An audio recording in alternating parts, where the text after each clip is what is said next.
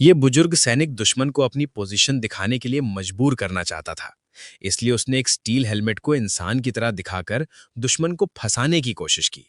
लेकिन सामने वाला भी एक अनुभवी जर्मन स्नाइपर था, जिसने उसकी चाल तुरंत समझ ली। जर्मन स्नाइपर ने पास में एक रास्ता देखा और अंदाजा लगाया कि दुश्मन वहीं से हमला करेगा।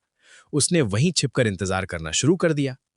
काफी देर तक कोई हलचल नहीं हुई, तो बुजुर्ग सैनिक को लगा कि यहाँ कोई नहीं है और उसने अपनी जगह बदलने का फैसला किया।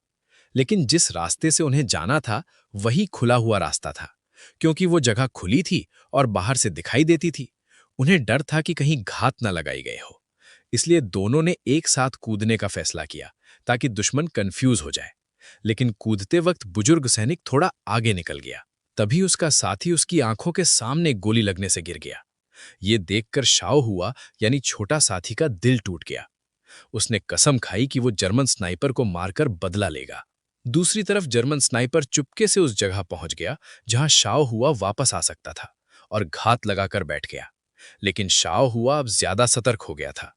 उसने लंबा रास्ता चुना, जो एक पाइप के अंदर से जाता था। पाइप बहुत तंग था और रेंगते समय उससे आवाज हो गई, जिससे जर्मन को उसका पता चल गया। चालाक जर्मन तुरंत पाइप के रास्ते आगे बढ़ा और पहले ही उसके बाहर निकलने वाले रास्ते पर पहुंच गया। जैसे ही शाओ हुआ बाहर आता, उसे गोली मारती जाती। लेकिन किस्मत से पाइप ने जर्मन की नजर को रोक दिया और उसने गलत एग्जिट समझ लिया। इस तरह शाओ हुआ की जान बच गई। लेकिन शाओ हुआ को पता नहीं था कि जर्मन बाहर ही घात लगाए बैठा है। जैसे ही वो बाहर निकला, जर्मन ने गोली चला दी। शुक्र है कि गोली सिर्फ उसके हाथ में पकड़ी बंदूक को लगी। अब शाओ हुआ समझ गया कि दुश्मन कहाँ छिपा है, लेकिन उसकी बंदूक दूर जा गिरी थी। उसे किसी तरह अपनी बंदूक वापस लानी थी। जर्मन स्नाइपर भी उसे लगातार निशाने पर रखे हुए था। तभी शाओ हुआ ने एक तरीका सोचा। उसने अपने चाकू में रस्सी बांधी और उसे बंदूक की तरफ फेंका, ताकि उसे खींचकर वापस ला सके। लेकिन उसकी ये चाल भी जर्मन समझ गया। उसने तुरंत कुछ नहीं किया और सही मौके का इंतजार करने लगा।